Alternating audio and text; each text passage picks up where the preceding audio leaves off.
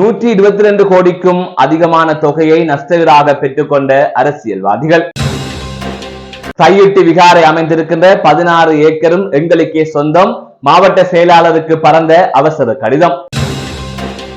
ரஷ்ய ராணுவத்தில் இணைந்து கொண்ட 59 இலங்கையர்கள் மரணம்.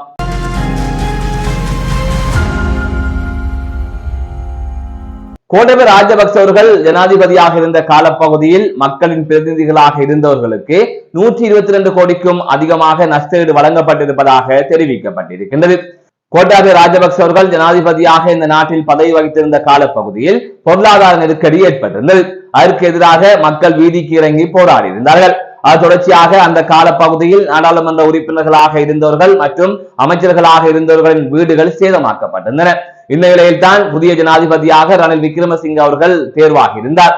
அதனைத் தொடர்ந்து இவ்வாறு அரசியல்வாதிகளின் வீடுகள் பாதிக்கப்பட்டிருக்கின்றன, அவர்கள் சொத்துக்களுக்கு சேதம் விளைவிக்கப்பட்டிருக்கின்றன என்பது தொடர்பாக அவர்களுக்கு நஷ்டஈடு வழங்கப்பட்டிருக்கிறது.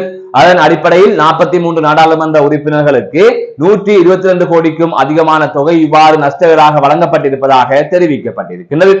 ரணில் விக்ரமசிங்க அவர்கள் ஜனாதிபதியாக இருந்த காலப்பகுதியிலே இது தொடர்பான செய்திகள் வெளியாக இருந்த நிலையில் நேற்றைய தினம், அதாவது கடந்த 6ஆம் தேதி நாடாளுமன்றத்திலே ஆளுங்கட்சியின் பிரதம கொறடவான நலிந்த ஜெயதிஸ் அவர்கள் இது தொடர்பான தகவலை வெளியிட்டிருக்கின்றார். யாழ்ப்பாணம் தையிட்டில் அமைய பெற்ற பௌத்த விகாரை உட்பட 16 ஏக்கர் காணிகள் எங்களுக்கே சொந்தம் என்று யாழ் மாவட்ட அரசாங்க அதிபருக்கு கடிதம் ஒன்று அனுப்பப்பட்டிருக்கிறது. இலங்கை பௌத்த மகா சங்கத்தினர் இந்த கடிதத்தினை அனுப்பி வைத்திருப்பதாக தெரிவிக்கப்பட்டிருக்கிறது.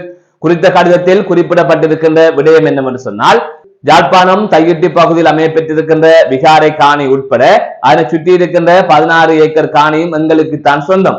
அந்த காணியில் நாங்கள் அன்னதான மண்டபம், ஓய்வு மண்டபம், பூங்கா போன்றவற்றை அமைக்க இருக்கின்றோம். அது தொடர்பாக திட்டமிட்டு அதன் வேலை திட்டங்களை முன்னெடுக்க இருக்கின்றோம். அதை தாண்டி கடந்த வருடம் டிசம்பர் மாதம் யாழ் மாவட்ட ஒருங்கிணைப்பு குழு கூட்டத்திலே அந்த காணி, அதாவது தையிட்டில் விகாரை அமைந்திருக்கின்ற காணி மக்களுக்கு வழங்கப்பட வேண்டும் என்று தீர்மானம் எடுக்கப்பட்டிருக்கின்றது.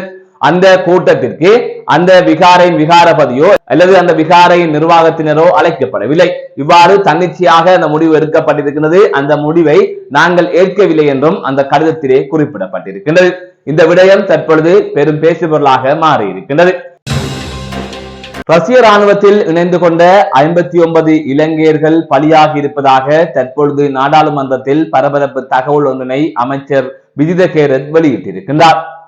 யாழ் தேர்தல் தொகுதியில் நாடாளுமன்ற உறுப்பினரான சிவஞானம் ஸ்ரீதரன் அவர்கள் எழுப்பிய கேள்விக்கு பதிலளிக்கின்ற போதே அவர் இவ்வாறு குறிப்பிட்டிருக்கின்றார். இதைவிட மேலும் ரஷ்ய ராணுவத்தில் 554 பேர் இணைந்து கொண்டிருப்பதாகவும் அவர்கள் அனைவருமே வலுக்கட்டாயமாக இணைக்கப்படவில்லை என்றும் அவர் குறிப்பிட்டிருக்கின்றார். இதைவிட ரஷ்ய ராணுவத்தில் இணைந்து கொண்ட இளைஞர்களுடன் குடும்பத்தினர் தொடர்பை ஏற்படுத்திக் கொள்வதற்கான வசதியை ஏற்படுத்தி கொடுக்குமாறு ரஷ்யாவில் இருக்கின்ற இலங்கை தூதரகத்திற்கு அறிவுறுத்தல் விடுக்கப்பட்டிருப்பதாகவும் இலங்கையின் வெளிவிவகார அமைச்சரான விஜித கேரத் அவர்கள் தெரிவித்திருக்கின்றார். அண்மையில் யாழ்ப்பாணத்தைச் சேர்ந்த இளைஞர்கள் சிலர் ஐரோப்பிய நாடொன்றுக்கு செல்வதற்கு முனைந்த நிலையில் ரஷ்யாவில் மாட்டிக்கொண்டதாகவும் தங்களை உக்ரைன் எல்லையில் ரஷ்ய ராணுவத்தினர் போராட்டத்தில் ஈடுபடுத்தி இருப்பதாகவும் பரபரப்பு ஓடியோ ஒன்றினை யாழில் இருக்கின்ற அவர்களது உறவுகளுக்கு அனுப்பி வைத்திருந்தனர். அது தொடர்பாக உறவினர்கள் ஆளுநருக்கு கடிதம் ஒன்றினை வழங்கியிருந்தமையும் இங்கு குறிப்பிடத்தக்கது. யாழ்ப்பாணத்தில் நூதனமான முறையிலே பண மோசடி ஒன்று நடைபெற்ற சம்பவம் தொடர்பாக செய்தி வெளியாக இருக்கின்றது. யாழ்ப்பாணம் வட்டுக்கோட்டை போலீஸ் பிரிவுக்குட்பட்ட மாவடி பகுதியிலே இந்த சம்பவம் இடம்பெற்றிருக்கின்றது.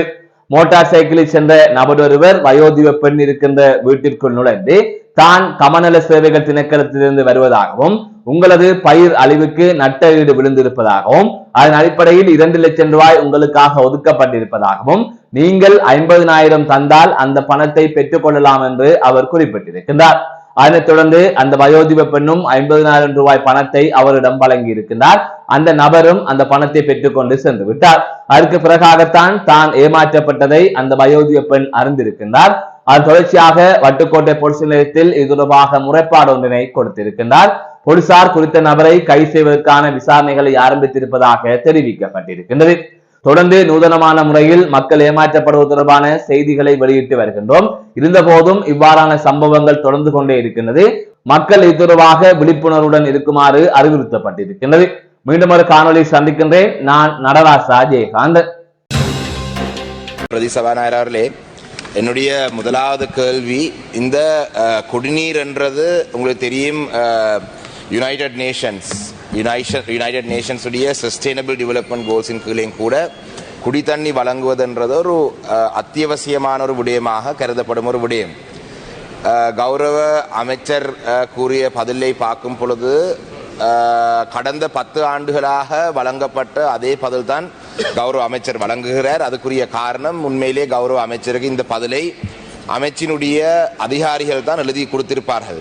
புதிய அரசாங்கம் அமைச்சர் நேரடியாக இந்த விடயங்களை ஆராய்வதற்கான நேரம் கிடைத்திருக்காது. ஆனால் இந்த குடித்தண்ணி சம்பந்தமாக நாங்கள் மாவட்ட அபிவிருத்தி குழு கூட்டம், பிரதேச அபிவிருத்தி குழு கூட்டம், இந்த கூட்டங்களிலே பேசும் பொழுது என்றால் இந்த குடித்தண்ணி பிரச்சனை என்றது இந்த கேள்வியிலே போரதீவு பெற்று மட்டும்தான் எழுதப்பட்டிருக்கான மட்டக்களப்பு மாவட்டத்தில் இருக்கும் சகல பிரதேசங்களில் மிக முக்கியமாக வவுனதீவு பிரதேச செயலக பிரிவிலே மட்டக்களப்பு மாவட்டத்துக்கே நீர் வழங்கும் ஒரு பிரதேச ஒரு நீர் டாங்கி இருக்கும், எங்களுடைய உன்னிச்சை குளம் இருக்கும் பிரதேசத்திலே இருக்கும் மக்களுக்கே குடித்தண்ணி இல்லாத ஒரு நிலைமை இருக்கின்றது.